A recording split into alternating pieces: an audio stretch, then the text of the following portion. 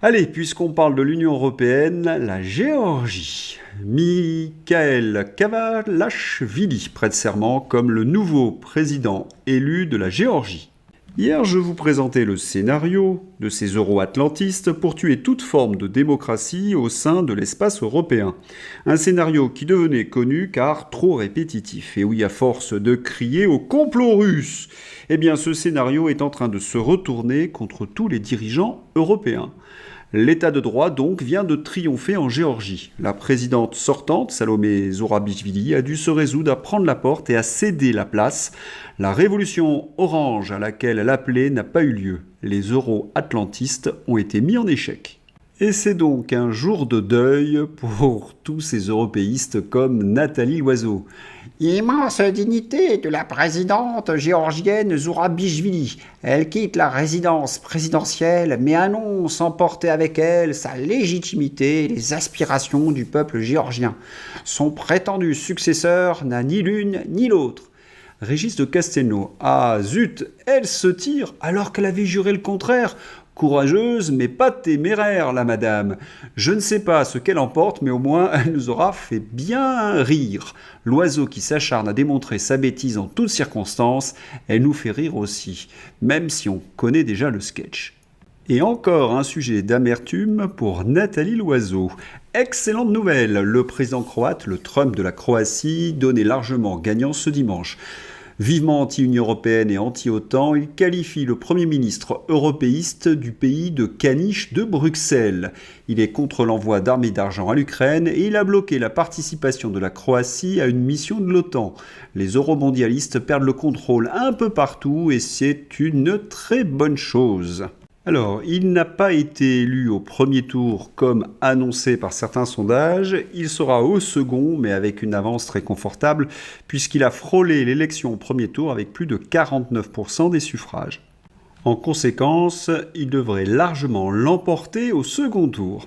Vous avez été nombreux à me demander si Călin Georgescu, le Roumain, avait encore une chance de l'emporter à la présidentielle. Quelques éléments de réponse.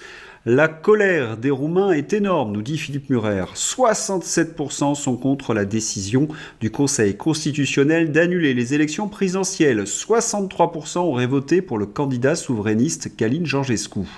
L'Union européenne va tomber, il faut juste pousser un peu plus.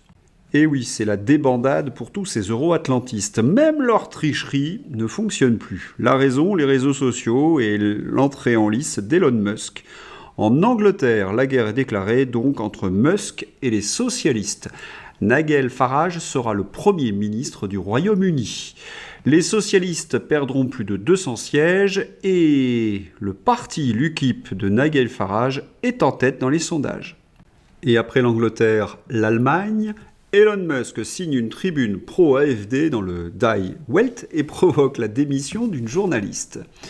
Elon Musk réaffirme dans cette tribune que l'alternative pour l'Allemagne, AfD, est la dernière lueur d'espoir pour ce pays, qui se trouve selon lui au bord de l'effondrement économique et culturel.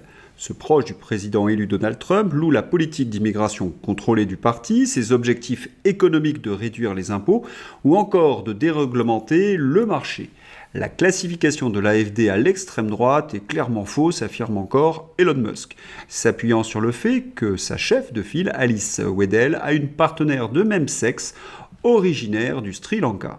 Cette tribune a bien évidemment provoqué des cris d'orfraie, je dirais même des ululements des eurogagas comme Nathalie Loiseau.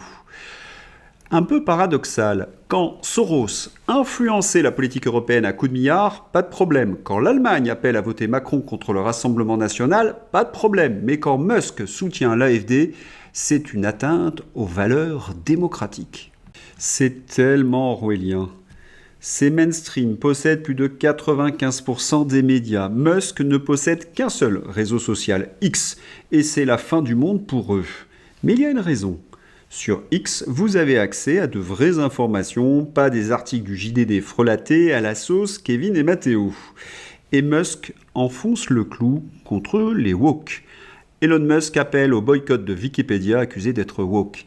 Arrêtez de donner à Wikipédia jusqu'à ce qu'ils rétablissent l'équilibre de leur autorité éditoriale. Vous n'entendez pas des hurlements? Mais si, ce sont les gauchistes qui hurlent au fascisme d'Elon Musk, comme ce Xaël. L'un des signes du fascisme, c'est la volonté de détruire le savoir.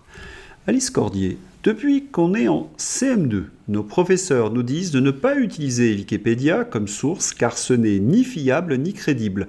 Tout le monde était d'accord avec cela, même les gens de gauche. Mais ça, c'était avant qu'Elon Musk ne critique Wikipédia. Et oui, lorsqu'on est étudiant, on fait ses recherches en bibliothèque, voire sur des sites appropriés, pas sur Wikipédia. Wikipédia ne peut être au mieux qu'un petit point de départ. Nous avons montré dans ces entretiens de nombreuses fois les articles frelatés de cette pseudo-encyclopédie. Les raisons du bidonnage. Wikipédia dépense 50 millions de dollars par an pour son militantisme woke. Près de 30% de son budget est consacré à la diversité, l'équité et l'inclusion. La plateforme est accusée par ses détracteurs, comme Musk, de privilégier l'idéologie plutôt que l'info fiable. Voilà où va vos dons. Bon, depuis la victoire de Donald Trump, les souverainistes ont le vent en poupe et c'est de très bon augure pour 2025. Mais attention à cette mafia atlantiste.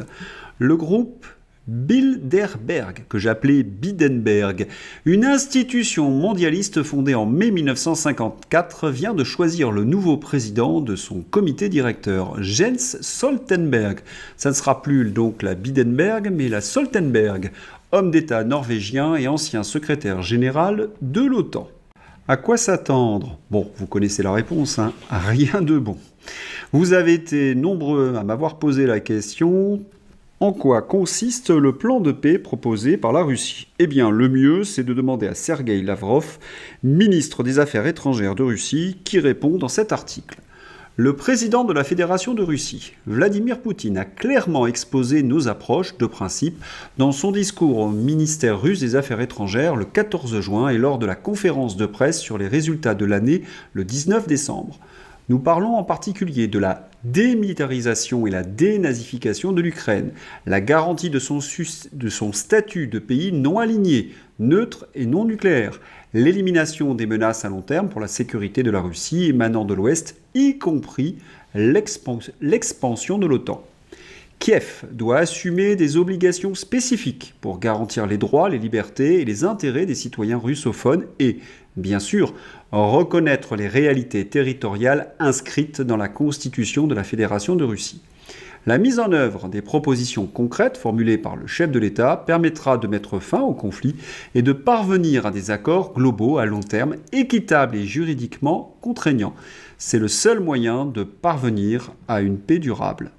Pour ceux qui me suivent depuis longtemps, vous constatez que le plan de paix russe n'a pas varié. Mais ce qui a changé, c'est que la Russie a désormais les moyens de l'imposer parce que l'armée russe vole de victoire en victoire sur le terrain militaire. Voilà, c'est l'heure d'ouvrir la page Fantasy avec un drôle de zozo. Souvenez-vous, Thomas Joly, metteur en scène de la cérémonie d'ouverture des Jeux Olympiques. J'ai voulu montrer la France réelle, pas une France imaginaire.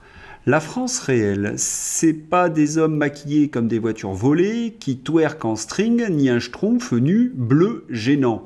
Ça, c'est 0,1% de la France, une minorité qui embête tout le monde à se comporter comme si elle était une majorité. Et quand on dit embêter, ce qui est incroyable avec le périmètre des ZFE, c'est qu'un panneau d'entrée de zone peut apparaître partout à tout moment. Exemple, sur cette autoroute, aucune possibilité de faire demi-tour, pas de parking relais. L'art de mettre volontairement les citoyens en infraction. Et ceux qui ont pensé ce genre de choses, vous les connaissez. Sorti en septembre, Ce qui nous porte de Sandrine Rousseau devait diffuser un imaginaire politique alternatif et désirable. Il s'est vendu à moins de 1000 exemplaires. Source L'Express. Quel décalage fou entre son omniprésence dans les médias et l'intérêt pour ses idées. Quand je vous dis que ces gens ne représentent plus personne, en même temps ils sont perchés et toxiques. La mairie de Paris en pleine marée noire. Trop prévoyante, la mairie de Paris a fait remplir les cuves de carburant de l'hôtel de ville jusqu'à débord. Le risque de pollution a été confirmé et une partie du personnel déplacée. Coucou Anne Hidalgo, alors comme ça on embête tous les automobilistes avec ses petits caprices écolos stupides, mais on crée sa petite marinoire personnelle, on dirait presque que vous êtes nés pour nous pourrir la vie. C'est fou ça quand même, non ? Je ne sais pas si vous avez remarqué, mais les espaces dits végétalisés des écolos dans les villes ressemblent à des laitues laissées en plein soleil, fanées, sales et poussiéreuses. Ils sont incapables de faire pousser quoi que ce soit. Ah si, ils savent faire pousser quelque chose, la délinquance. Sécurité, le rêve écologiste bousculé par la réalité de la délinquance. Les villes dirigées par les maires écolos voient bondir les vols et les agressions. Mais quel est l'engrais à délinquants de ces écolos ? Eh bien, des subventions aux associations migrationnistes, des impôts et beaucoup de laxisme. Michou, qui est Michou ? C'est un youtubeur à 10 millions d'abonnés sur YouTube. Ce sont essentiellement des enfants de 7 à 14 ans qui le suivent. C'est aussi un businessman averti qui a mis en vente un jeu de société où l'on parle de sexe, de produits stupéfiants et d'alcool. Je vous laisse admirer les questions. As-tu déjà mis des sous-vêtements du sexe opposé ? As-tu déjà embrassé quelqu'un du même sexe que toi ? As-tu déjà eu un fantasme sur une personne très proche ? As-tu déjà été cramé en train d'assouvir un plaisir solitaire ? Eh oui, qui sera le menteur ? Le jeu de société dès 7 ans de Michou comporte des allusions sexuelles. L'influenceur s'excuse. Des questions du jeu font référence au sexe, aux produits stupéfiants ou à l'alcool. On déplorait plusieurs joueurs ces derniers jours. Michou évoque une erreur de la part de l'éditeur. Vous y croyez, vous, à l'erreur de l'éditeur ? Ça sent l'excuse macroniste. Hude de la Putassière, site parodique, ne pouvait pas rater une si belle occasion. Soutien total à Michou, dont le jeu de société ludique et responsable a été retiré de la vente. Nous y jouons en famille et on s'amuse bien. Mon neveu de 14 ans vient d'ailleurs de répondre positivement à cette question. Quelle poilade, ce petit ira loin. T'es-tu déjà fait astiquer le pipou par ta prof de théâtre de 39 ans ? Tiens, cela me rappelle quelque chose.